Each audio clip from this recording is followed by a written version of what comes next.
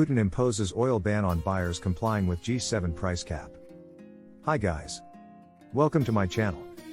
Before we get started, make sure to hit that like button, also subscribe to my channel. Putin imposes oil ban on buyers complying with G7 price cap. So make sure to watch the full video. Russia has hit back at the G7's endeavors to cover gains from the nation's oil incomes, after Vladimir Putin marked a declaration forbidding deals under agreements that follow the $60 cost roof forced by Ukraine's Western partners. The declaration, endorsed by Russia's leader and distributed on Tuesday, said the Kremlin would boycott the offer of the nations. Unrefined and rough related items under agreements that straightforwardly or by implication suggest a cost cap system. Notwithstanding, the pronouncement says Putin may give exceptional consent to sell endlessly oil items in specific conditions regardless of whether buyers follow the cap, a phrasing that possibly prepares for Russia to keep on offering rough to makers in business sectors like India and China. The cost cap, forced toward the beginning of December, intends to drain subsidizing for the Kremlin's attack of Ukraine by focusing on the oil and gas incomes that make up almost 50% of Russia's financial plan. By the cap is yet to apply, with Urals, Russia's really rough mix, selling at costs beneath $60 a barrel. Russia has disregarded the G7's turn, which fundamentally targets protection for the oil shipments, and has gathered a shadow armada of vessels that keeps on delivery its oil accordingly. 10 days after the cap produced results, the Monetary Times announced that no less than 7 unrefined petroleum big haulers were cruising from Russia to India with Western protection, in what gave off an impression of being exchanges executed under the particulars of the G7 cost cap. Putin's move is less tough than more extreme choices for counter drifted in the Russian media, for example, a base oil cost or a base markdown level for its deals. The Kremlin's announcement comes into force on February 1 and will stay powerful for a considerable length of time, while the date for the comparative measure on oil items is not set in stone.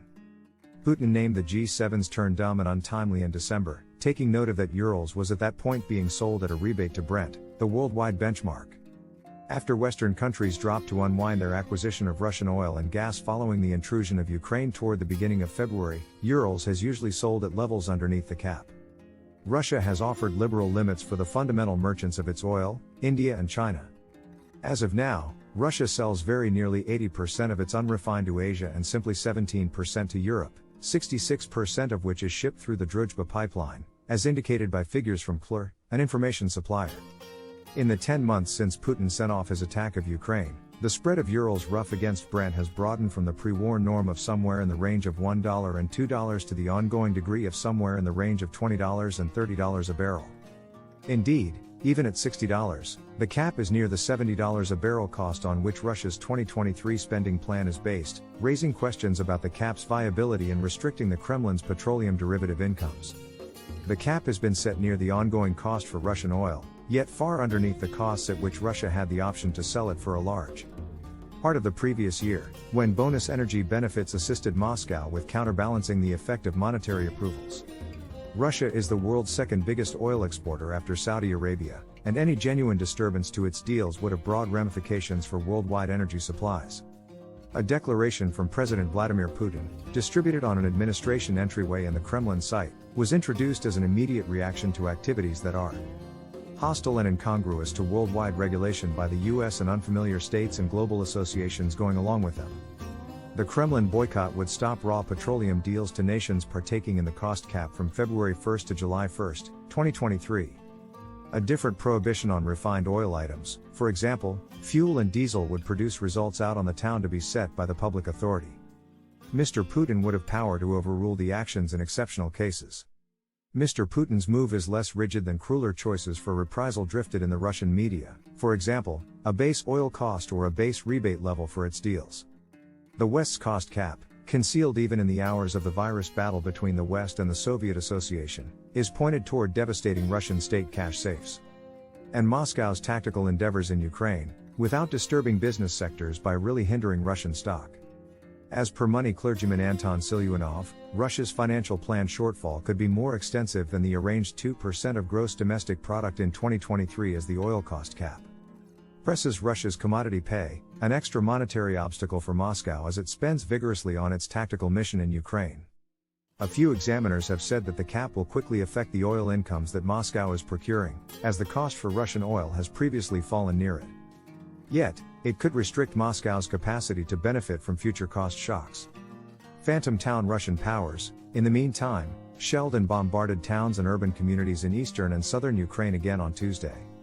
After various sensational Ukrainian additions in the pre-winter, the conflict has entered a sluggish, crushing stage as severe winter weather conditions has set in at the front.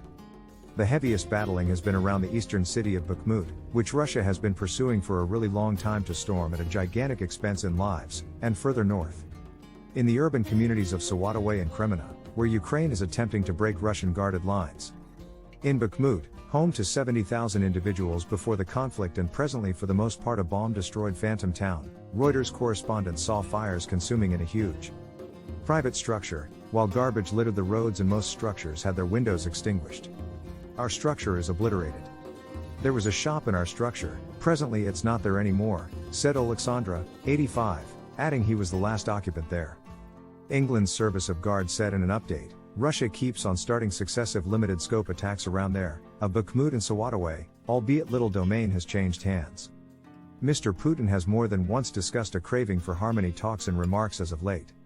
However, his unfamiliar pastor Sergei Lavrov clarified Moscow actually has a rundown of preconditions, including that Ukraine perceive Russia's victory forcibly of around a fifth of Ukrainian domain, which it says it has added. TASS news organization cited Mr. Lavrov as expressing late on Monday, our proposition for the disarmament and denazification of the domains constrained by the system, the disposal of dangers to Russia's security radiating from that point, including our new terrains, are notable to the adversary. The fact of the matter is basic, satisfy them to your benefit. Any other way, the issue will be chosen by the Russian armed force. Ukrainian President Volodymyr Zelensky expressed that because of assaults on Ukraine's energy foundation almost 9 million individuals were right now without power, equivalent to about a fourth of the nation's populace. Russia has transparently been focusing on Ukrainian energy foundation with rockets and robots since October, in what Kyiv says are hits with no possible military reason, yet exclusively intended to hurt regular citizens. Moscow says the point is to decrease Ukraine's capacity to battle. What had been expected as a mission to curb Ukraine inside the space of days has been a tactical disaster for the Kremlin, whose powers were crushed on the edges of Kyiv in the European spring and compelled to escape different regions in the harvest time. Implementing the value cap will be a test. The G7 cost cap plan relies vigorously upon documentation and confirmation about where the oil on a big hauler is coming from and the amount it costs.